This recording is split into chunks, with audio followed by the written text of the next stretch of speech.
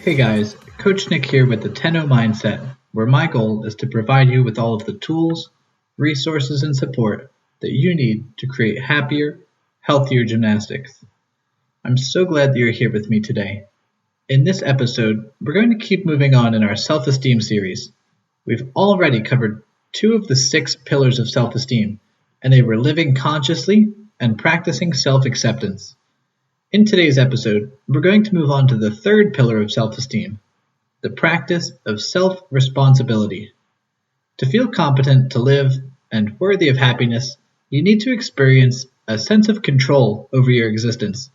This requires that you be willing to take responsibility for your own actions and the attainment of your goals. This means that you take responsibility for your life and your well-being.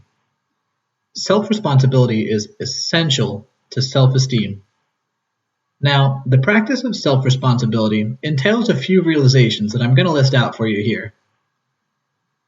It entails, I am responsible for the achievement of my desires. I am responsible for my choices and actions. I am responsible for the level of consciousness I bring to work, school, or gymnastics. I am responsible for the level of consciousness I bring to my relationships. I am responsible for my behavior with other people. I am responsible for how I prioritize my time. I am responsible for the quality of my communications.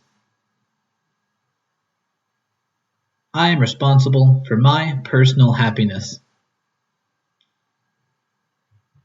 I am responsible for accepting or choosing the values by which I live. I am responsible for raising my self-esteem. Again, I know that that's a lot, but let's handpick just a few of these and dig a little deeper into what it means to be self-responsible over these aspects of your life. First up, I am responsible for my choices and actions. To be responsible in this context means responsible not as the recipient of moral blame or guilt or shame, but responsible as the chief cause of everything in your life and behavior. If your choices and actions are truly yours, then you are their source. You need to own this fact, and you need to stay connected with it when you choose and when you act. Next, I am responsible for the achievement of my desires. No one owes you the fulfillment of your wishes. You don't hold a mortgage on anyone else's life or energy. If you have desires or goals, it's up to you to discover how to fulfill them. You need to take responsibility for the development and implementing an action plan. If your goals require the participation of others, you must be responsible for asking for help and knowing what they require. Finally, let's move on to I am responsible for my personal happiness. One of the characteristics of immaturity is the belief that it's someone else's job to make you happy, much as it is or once was your parents' job to keep you alive. We say things like, if only someone would love me, then I would love myself. If only someone would make me happy, then I'd be happy with myself. Well, that's not how it works. You're the only one responsible for making you happy. At this point, I'd like to make a little clarification. In stressing that we need to take responsibility for our life and our happiness, I'm not suggesting that we never suffer through accident or through the fault of others, or that a person is responsible for everything that may happen to him or her. Some things we have control over, others we do not. If I hold myself responsible for matters beyond my control, I put my self-esteem in jeopardy, since obviously, I'm going to fail my expectations. On the flip side, if I deny responsibility for matters that are within my control, again I jeopardize my self-esteem. I need to know the difference between that which is up to me and that which is not. Let's talk for a quick moment about productiveness. No one can be living self-responsibly who has no productive purposes. Without productive goals and productive effort, we will remain forever children. It's true that we're limited by opportunities that exist for us at a given place and time. But in any given context, the mark of independence and self-responsibility is the orientation that asks, what actions are possible to me? What needs to be done? How can I improve my condition? How can I move beyond this impasse? What will be the best use of my energy in this situation? Self-responsibility is expressed through an active orientation to life. Another thing to consider is that living actively entails independent thinking, in contrast to positive conformity to the beliefs of others. When I work with gymnasts, I never want them to just blindly accept ideas. I want them to question them, to explore them, and to challenge them. To live consciously is to live by the exercise of one's own mind. To practice self-responsibility is to think for oneself. Now, we can learn from one another to be sure, but knowledge implies understanding, not mere imitation or repetition. Often, what people call thinking is merely recycling the opinions of others. Let's work on a quick sentence completion activity to brainstorm some more thoughts about self-responsibility.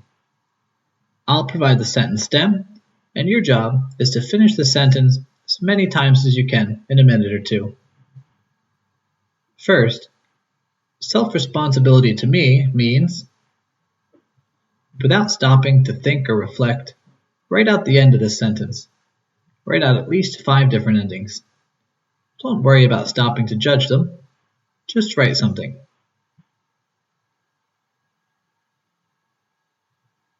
When you're done, let's move on to the second stem. If I accept 5% more responsibility for the attainment of my own goals, again, don't think, don't reflect, just write.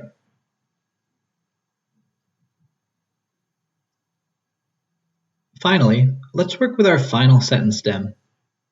If I avoid responsibility for my personal happiness, write out at least 5 sentences in the next minute or two. You can pause this if you need to. Write whatever immediately comes to mind. Don't worry about whether it's correct or whether it makes sense. Again, you can write anything. Just write something. As we close out this episode, I want to remind you of the key principle of self-responsibility. It's going to feel like a little bit of tough love, but here it is. No one is coming. No one is coming to save you. No one is coming to solve all of your problems. No one is coming to make life right for you. If you don't do something, nothing is going to change. The dream of some rescuer who will deliver us from all our problems might offer a kind of comfort, but it leaves us passive and powerless. You don't have to wait. You don't have to continue to suffer. You can make changes right this very moment. You are responsible and in control of your own life and your own happiness. Now you might think, Coach Nick, that's not true. You came. You showed up. And you'd be right. But I came, and I showed up to tell you that no one is coming. I hope that this talk about self-responsibility, the third pillar of self-esteem, was helpful and gave you a little bit of motivation and inspiration to take control of what you can in your life, starting right now. Don't allow yourself to become a victim of your circumstances when you're the only one who's actually able to change those circumstances. You can do this. As always, I'm so proud of you for taking some time today to work on improving yourself. I'm sure that by now, you've begun to notice the real positive change that you're able to create in your life simply by focusing your attention inward on becoming aware of yourself, setting realistic goals, and taking action toward achieving them. You already have everything that you need to succeed.